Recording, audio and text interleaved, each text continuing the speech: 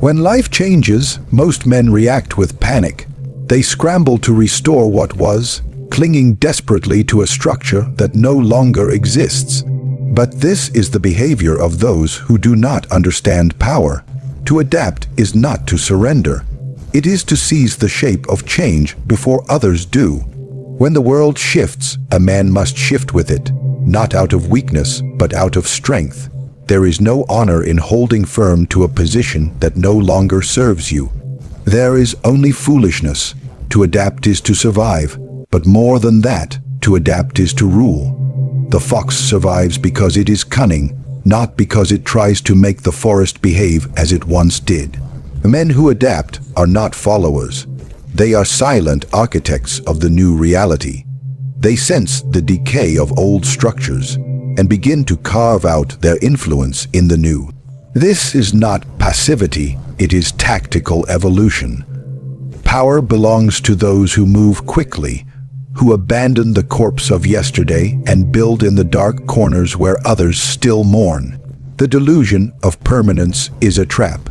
Nothing stays still, not alliances, not fortune, not love, not the loyalty of others. The wise man does not waste effort defending a collapsing wall. He does not pray for calm seas when the storm has already arrived. Instead, he builds a new vessel from the wreckage. He studies the wind. He calculates its direction. He reshapes his ambition to fit the movement of the world. He adapts not because he is forced to, but because he understands that fluidity is the highest form of dominance. To force life back into a mold it no longer fits is to insult your own intelligence. You will exhaust yourself trying to recreate conditions that are no longer in your favor. A general does not fight the same battle twice. He revises his map. He abandons burned fields. He finds fresh ground on which to conquer. Adaptation is not compromise, it is conquest through transformation. You change because you are hunting new advantage, not because you are lost.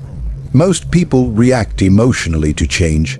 They curse it, cry for what they had, cling to roles that no longer offer power. But the mind that is disciplined sees the opportunity buried in disorder. He watches others resist and fail, while he adjusts his aim and secures what is newly valuable. He is not distracted by nostalgia. He does not try to make peace with the past. He moves forward as if it never existed. Because power is not found in what was, it is forged in what is becoming. The man who believes he controls life is already defeated. Control is an illusion sold to the weak to make them feel safe. They believe that if they work hard enough, plan deeply enough, or hold tightly enough, they can keep everything as it is. But life is not a servant. It does not answer to wishes or routines. It shifts, collapses, evolves without warning. The one who understands this does not resist the current, he studies it. He manipulates it. He moves within it while others fight to hold it still. To force life back into its previous state is not strength, it is desperation. Men become obsessed with rebuilding what they lost. The same job, the same relationship, the same image, the same comfort. They pour their energy into restoring an old version of reality, hoping it will grant them the same sense of stability. But what they fail to see is that the structure has changed. The foundation is no longer there. What once gave power is now a liability. To chase after it is to chain yourself to something already dead. Those who succeed do not waste time trying to recreate conditions. They do not cry for control. They study the new terrain and craft their influence accordingly. The intelligent mind treats chaos not as an enemy, but as a medium. In change, he sees leverage. In disorder, he sees possibility. He does not try to return things to normal, because he knows normal is a lie. Every normal is just the result of someone's manipulation. So when the world shifts, he becomes the one who shapes the next version of it. The illusion of control makes people rigid. and rigidity is the first step toward collapse. A man who refuses to bend will eventually break.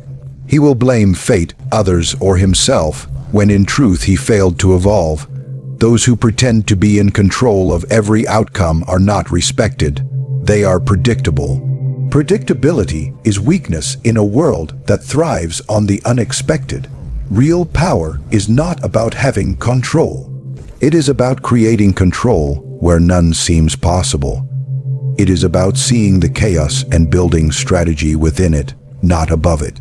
Most people react to uncertainty with fear. They beg for clarity, demand answers, and make frantic decisions trying to regain a sense of grip. But the one who detaches himself from the illusion of control sees further. He accepts uncertainty as natural and learns to navigate through it rather than run from it. He does not force outcomes. He orchestrates influence. He sets traps within the shifting ground. He allows others to exhaust themselves trying to hold on, while he lets go and moves ahead. This is not weakness. It is the ultimate form of dominance. Fortune does not belong to the loud or the frantic. It bends toward the man who moves with calculation, who knows when to pivot and when to strike. The world shifts constantly. Politics, alliances, UNSH, KABLE confius laikots, the desires of men. Nothing remains in place for long. To wait for stability is to wait for death. The one who endures is not the one who resists change, but the one who recognizes it as a battlefield and adjusts his aim accordingly. He does not chase the past. He observes the wind, feels its pull, and shifts his sails without hesitation. Fortune favors those who adapt without emotion. When the old ways fail, the fool tries to force them into relevance. He throws resources into dying systems, hoping to resuscitate what has already betrayed him. He is not loyal. He is attached. There is a difference. Loyalty can be used. Attachment is a weakness. The wise man sees the end before others admit it. He departs silently. He reshapes his posture, his methods, his alliances. He calculates the new direction and positions himself where others will eventually arrive, if they survive the cost of their delay. The pivot is not a retreat. It is a silent strategy. The world admires the consistent, but it is ruled by the flexible. Those who pivot with precision are never caught unprepared. They do not cry when the system breaks. They anticipated the fracture. They are already negotiating with the new power, already speaking the language of the new game. It is not about being first. It is about being ready when others freeze. The lion who turns before the herd senses danger, not because he fears it, but because he plans to hunt in its shadow. There is no virtue in clinging to a course that no longer leads to victory. The man who ties himself to outdated methods becomes irrelevant. Relevance is not found in tradition. It is earned through adaptability. Fortune is not a static prize. It shifts, it hides, it tests, and only those willing to change their form can continue to pursue it. The calculated pivot is not for the impulsive. It is for the one who observes in silence, studies the patterns, then moves at the precise moment others hesitate. He does not explain himself. He does not seek approval. He is already too far ahead. Fortune waits for no one, but it reveals itself to those who can read the signs. When others are stuck in routines, the strategist is reinventing his weapons. When others mourn the loss of position, the adaptable man is already claiming the new ground. Pivoting is not cowardice. It is warfare in motion. It is the ability to abandon comfort in exchange for advantage. It is not reacting to life's shifts. It is using them. Those who wait for the storm to pass will drown. Those who shift with it will ride it to power. Emotion is a luxury reserved for those who can afford to lose. For the man who seeks power, sentiment must be held at a distance. It clouds judgment, distorts perception, and breeds attachment to things already fading. Most men are ruled by what they feel: love, anger, nostalgia, pride. And in doing so, they chain themselves to paths that no longer serve their ascent. The strategist understands this and removes emotion from decision, making like a surgeon removing a cancer, not because he lacks feeling, but because he refuses to let it dictate the direction of his ambition. When life shifts, those guided by emotion resist. They want the old rhythm, the old comfort, the old certainty. Their loyalty lies not in what is useful, but in what once made them feel secure. They fight to preserve roles that no longer offer advantage, and they cling to people whose value has diminished. They confuse familiarity with loyalty, and in doing so, they become blind to the necessity of change. The man who can detach his heart from his strategy is the one who advances when others are stuck mourning what is lost. To succeed in a shifting world, one must think like an executioner, calm, precise, unmoved by the cries of the condemned. The sentimental man hesitates. He hopes for things to return to what they were. He gives second chances to situations that have already revealed their decay. This hesitation is fatal. The one who cuts quickly, who removes what is no longer vital, gains speed. He gains clarity. He is not burdened by doubt. Sentiment is the fog that hides threats and dulls the edge of the blade. It makes men predictable and therefore vulnerable. In matters of power, the past holds no value unless it can be weaponized. The wise man does not seek to relive it. He studies it only to extract lessons. If a former alliance no longer benefits him, he dissolves it. If a former identity no longer commands respect, he abandons it. He does not mourn what must be left behind. Emotion is silenced so that instinct may speak, and instinct, sharpened by experience, becomes the only compass worth following. Those who carry emotion into battle are already compromised. They become reactive. They take things personally.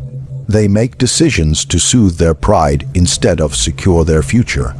They mistake revenge for justice and guilt for duty. But the man who has burned these illusions gains something rarer than comfort. He gains control. He does not need to feel good about his choices. He only needs them to work. If a relationship becomes a liability, he walks away. If a system stops serving his purpose, he dismantles it. He moves with cold efficiency because the game demands it, not because he lacks soul, but because he has chosen supremacy over sentiment. When the ground beneath you shifts, it is not a punishment. It is a signal. Life does not move without reason. The patterns that break, the people who vanish, the paths that close, all of it points to one thing: evolution. The weak interpret these shifts as setbacks because they lack the vision to see beyond what they lost. They see disruption and assume failure, but the one who understands the mechanics of power recognizes the shift as a call to rise. The old system has expired, and with its death comes space for a new design, one that can be molded by the man who moves first. Most people pray for stability. They worship routine because it keeps them from having to think. But power is never born in comfort. It is found in the fractures, the transitions, the chaos. These are the moments when new hierarchies are formed. When life turns, most freeze. They cling to the wreckage, hoping the tide will change again.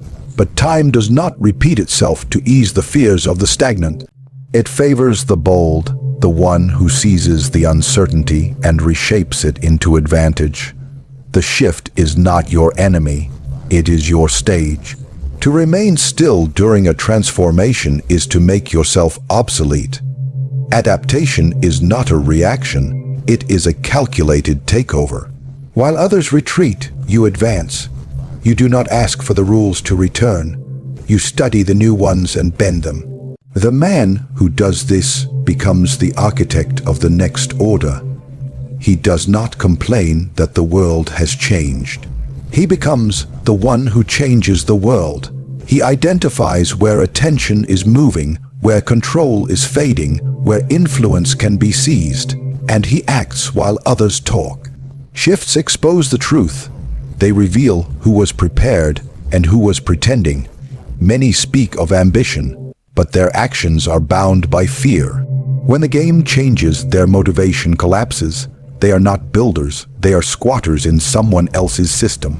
But you, if you are to rise, must treat every shift as the moment the crown becomes available. The past no longer matters. The old loyalties, the old habits, the old structure, burn them. What matters is how quickly you can read the new map and claim the high ground before others even realize it exists. Nothing favors the man who mourns too long. Emotion wastes time, and time is a resource that becomes scarce during upheaval. Clarity is what separates the powerful from the powerless. In every collapse is the chance to ascend, but only for those who see it. The signs are there, patternsforce, that SHH, alliances fading, opportunity emerging in unfamiliar places. Do not retreat. Do not attempt to fix what has outlived its usefulness. Move with intention into the unknown. You are not here to repair the old. You are here to master the new. When life shifts, it is not asking for your permission. It is daring you to evolve. The man who clings to what was becomes a relic. The man who adapts without sentiment, pivots with precision, and seizes the signals hidden in chaos becomes the one who commands the future. Do not waste your power trying to resurrect a dying order. Let others cling to comfort. Let them beg for the past. You are here to outmaneuver, to reforge, to dominate. The world does not reward those who resist change. It crowns those who become the change itself.